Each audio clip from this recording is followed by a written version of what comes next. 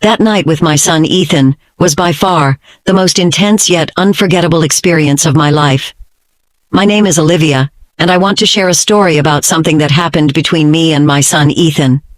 It's not an easy topic to discuss, but it's a secret I've held on to for too long. Ethan is 19 now, but this began a few years ago after my husband David passed away. Losing David was one of the hardest challenges I've ever endured, leaving Ethan and me to navigate life without him. At first, it was incredibly tough. Ethan grew quiet and withdrawn, spending most of his time in his room or out with friends. He avoided any mention of David or his passing, and I didn't want to push him. Instead, I focused on creating a warm, welcoming environment at home. I cooked his favorite meals, left encouraging notes on his desk, and made sure he knew I was there if he ever needed to talk. Still, for months, he remained distant. Then one evening, he walked into the kitchen while I was tidying up after dinner. His sudden appearance startled me, but I was happy to see him. It wasn't often he sought me out like this. "Do you need help, Mom?" he asked, his voice soft but steady. I turned to him, surprised by the offer. "Sure, you can dry the dishes," I replied, handing him a towel. We worked together in silence for a while, and I couldn't help but feel a small sense of relief. It was the first time he had willingly spent time with me in what seemed like forever. "How was school today?" I asked, trying to start a conversation. "It was fine," he said, not looking up. That was all. I didn't press him further. "If you ever want to talk, I'm here," I added gently, glancing at him from the corner of my eye. He nodded but didn't say more. Over the next few weeks, I noticed small changes. Ethan began spending more time around me, sitting with me in the living room while I watched TV or helping with little tasks around the house. He even started opening up, sharing details about his classes and his college plans. For the first time in a long while, I felt a spark of hope, as if we were slowly finding our way back to normal. But then one evening, something happened that made me question everything. We were having dinner together when Ethan surprised me by cooking that night a simple pasta dish he'd learned from a friend. As we ate, he looked at me and said, "You're amazing, Mom." I chuckled lightly, brushing off the compliment. "Thanks, Ethan. That means a lot," I replied, trying to keep my tone casual. But his expression didn't change. He stared at me with an intensity that made my stomach twist. "What's wrong?" I asked, my voice soft but cautious. "Nothing," he said quickly, shaking his head. "I just wanted to say thank you for everything." I nodded, unsure how to respond. The moment felt odd, but I told myself I was overthinking it. He was just being kind, wasn't he? The night that changed everything hadn't happened yet, but this was undoubtedly the beginning. After that evening, things started to shift. Ethan began spending more time around me, finding reasons to sit close to me on the couch or linger in the kitchen while I cooked. At first, I thought it was sweet. I told myself he was simply trying to reconnect after all the time we'd spent grieving in our own ways. But then there were the looks. His eyes would linger on me longer than they should, and his compliments became more frequent and personal. "You look really nice today, Mom," he said one morning as I stood at the sink washing dishes. "Thanks, sweetheart," I replied, keeping my tone light. But the way he said it, the way he looked at me, sent a wave of unease through me. One evening, we were sitting on the couch watching a movie. Ethan had picked a comedy we'd seen countless times before. Halfway through, I realized he was sitting closer to me than usual. Our shoulders nearly touched, and when I shifted slightly, he didn't move away. "You're always so busy," he said suddenly, breaking the silence. "You never take time for yourself." I smiled, caught off guard. "That's what moms do, Ethan. There's always something to take care of." He shook his head, his gaze locked on me. "You do too much. You deserve a break." His words made my chest tighten. "That's sweet of you to say," I replied, but added quickly, "I'm fine, really." That night I couldn't sleep. I lay in bed staring at the ceiling, replaying the moment again and again in my mind. Was it just an innocent gesture? Or was I imagining something more? What was happening between us? In the days that followed, I began to notice Ethan finding more and more reasons to be near me.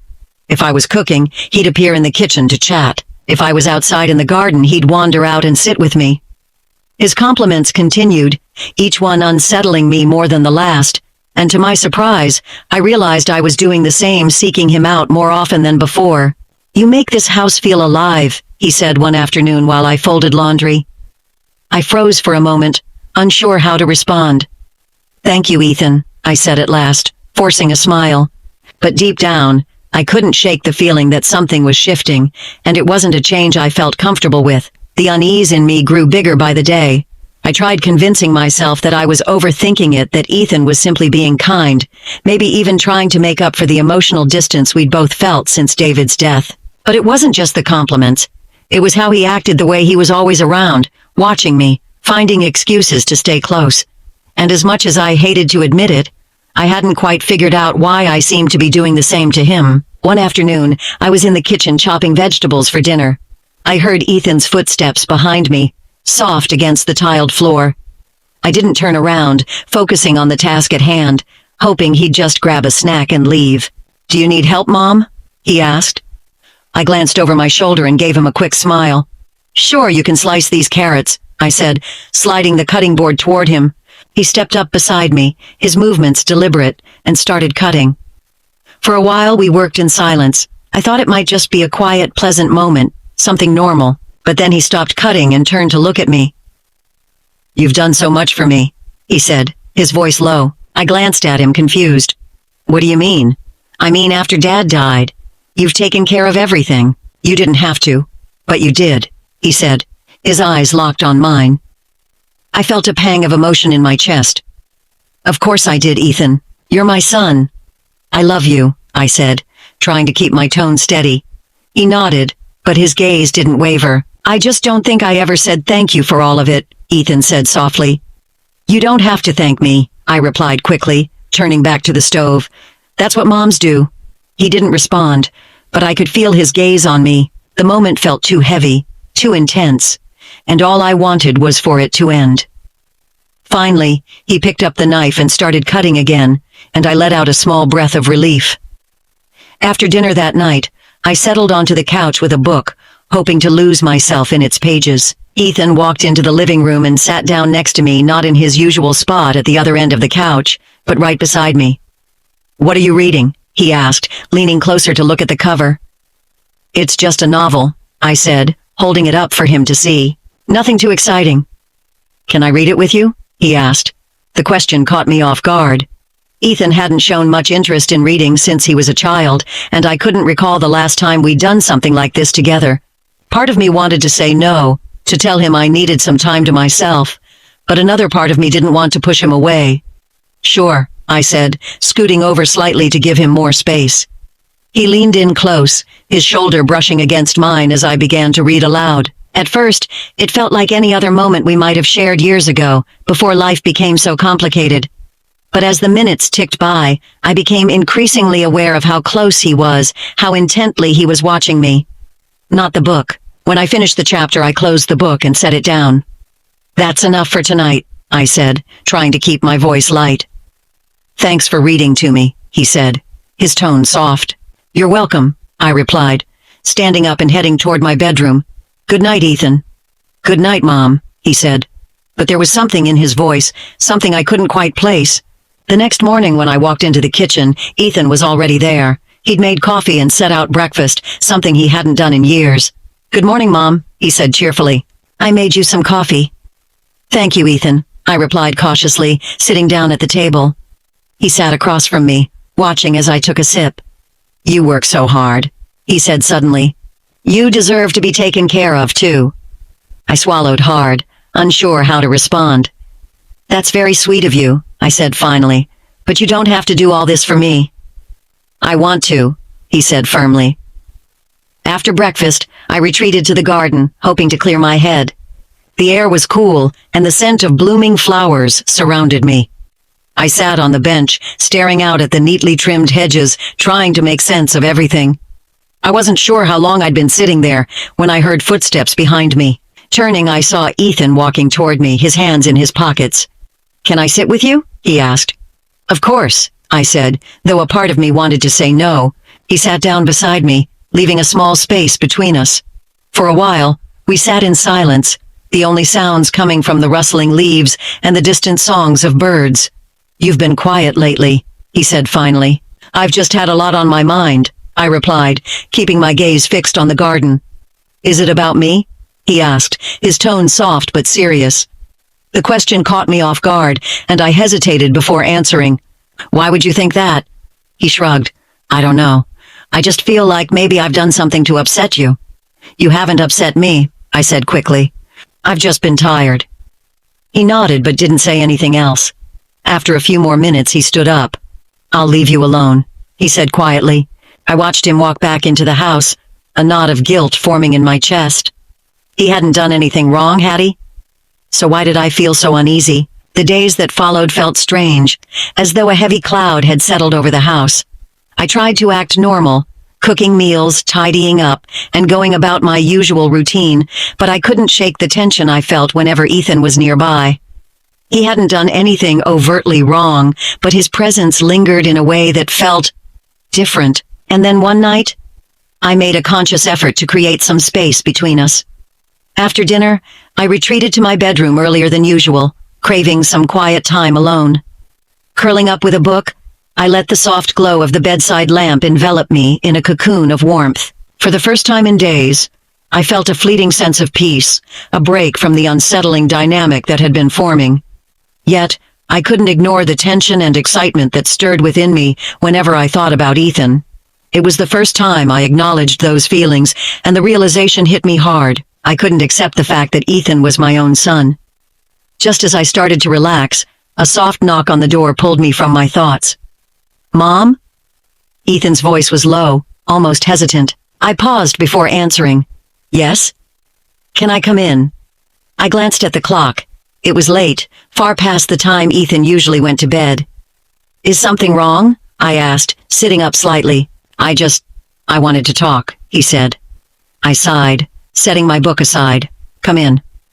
The door creaked open, and Ethan stepped inside. He looked different. Less like the confident young man he usually was, and more like the boy I used to comfort after nightmares when he was little. He lingered in the doorway for a moment, as though unsure whether to come closer. What's on your mind? I asked, patting the edge of the bed. He sat down, his movements slow and deliberate. For a moment, he said nothing, his eyes fixed on the floor. Then he looked up, his gaze locking with mine. I just wanted to say I'm sorry, he said finally. For what? I asked, my voice cautious. For making you feel uncomfortable, he said, his tone sincere. I know I've been acting different lately, and I don't want you to think I'm trying to make things weird between us. I blinked, surprised by his honesty. Ethan, I started, but he cut me off.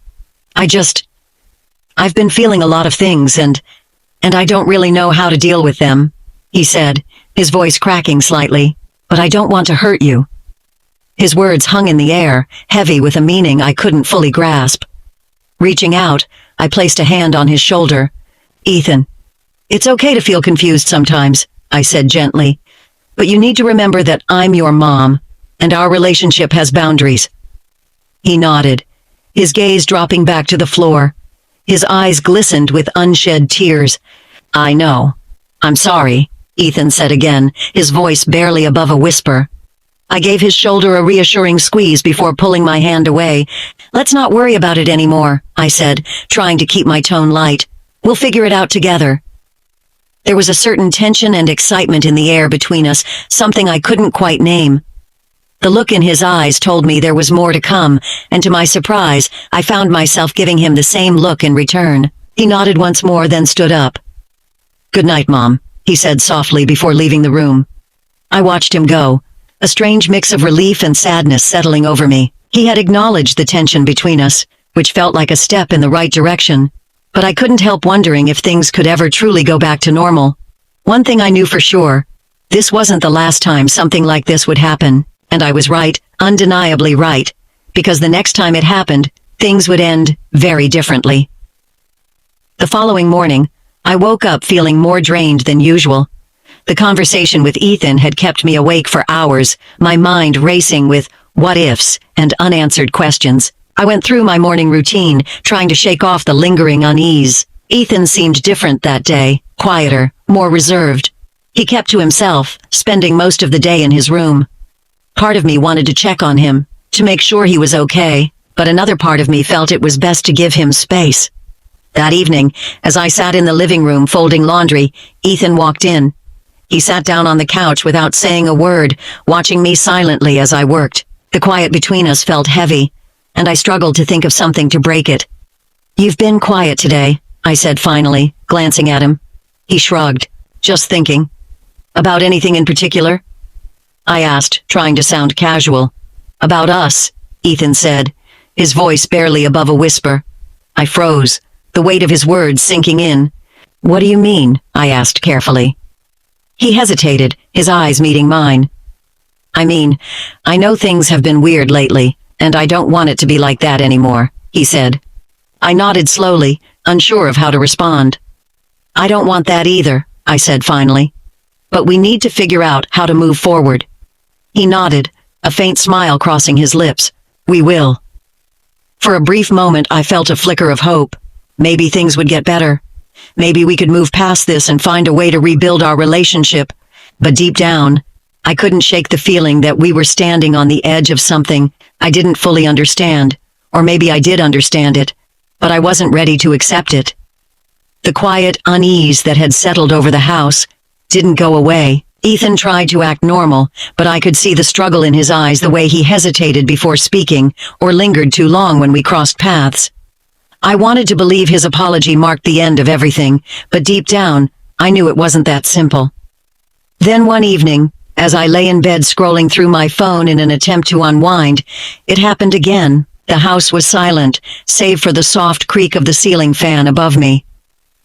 I had just begun to drift off when I heard a faint knock at my bedroom door. "Mom?" Ethan's voice was soft, almost hesitant. I sat up, my heart sinking. "Yes? Can I come in?" he asked.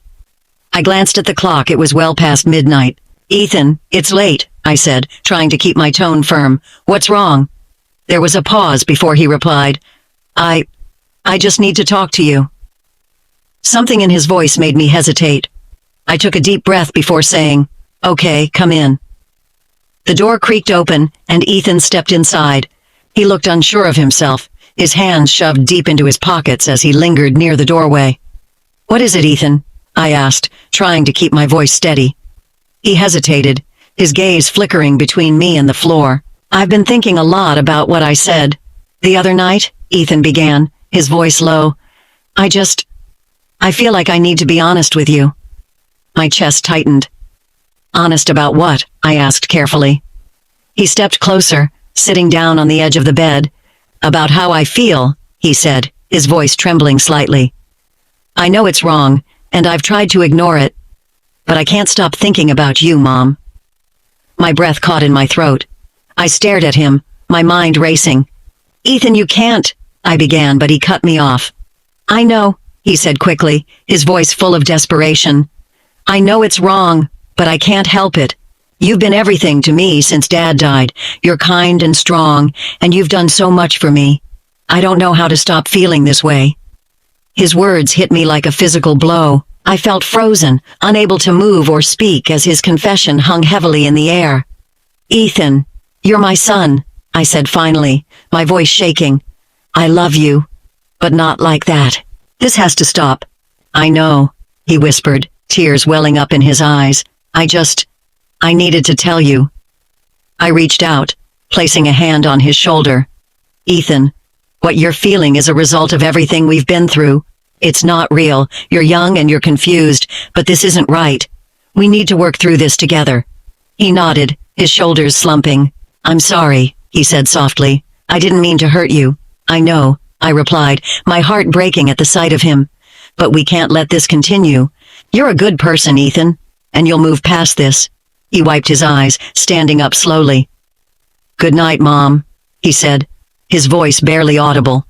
"Good night," I replied, watching as he left the room and closed the door behind him. As soon as he was gone, I locked the door and sat back down on the bed, my hands trembling. I couldn't believe what had just happened. I felt overwhelmed with guilt and confusion, questioning everything I had done that might have led to this moment. I loved Ethan with all my heart, but his feelings were something I couldn't ignore or dismiss. That night, I barely slept.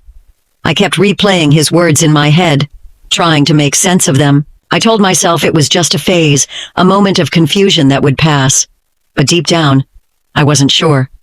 The next morning, Ethan was quiet the next morning. He barely said a word at breakfast, and when he left for school, I felt a strange mix of relief and sadness. I spent the day trying to focus on work, but my mind kept drifting back to our conversation. No matter how hard I tried, I couldn't shake the feeling that this wasn't over. When Ethan came home that evening, he seemed distant, avoiding eye contact and retreating to his room almost immediately. I wanted to talk to him, to make sure he was okay, but I didn't know where to start. I felt trapped, unsure of how to handle the situation without making things worse. Later that night, I was sitting in the living room, staring at the TV without really watching it. The house was quiet, and the weight of everything pressed down on me. Suddenly, I heard footsteps behind me. Turning, I saw Ethan standing in the doorway, his expression unreadable. "Can I sit with you?" he asked. I hesitated for a moment before nodding. Of course.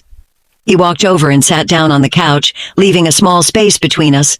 For a while, we sat in silence, the tension between us almost unbearable.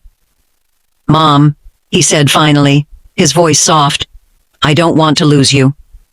"You won't," I said quickly. "But we need to set boundaries, Ethan, for both of us."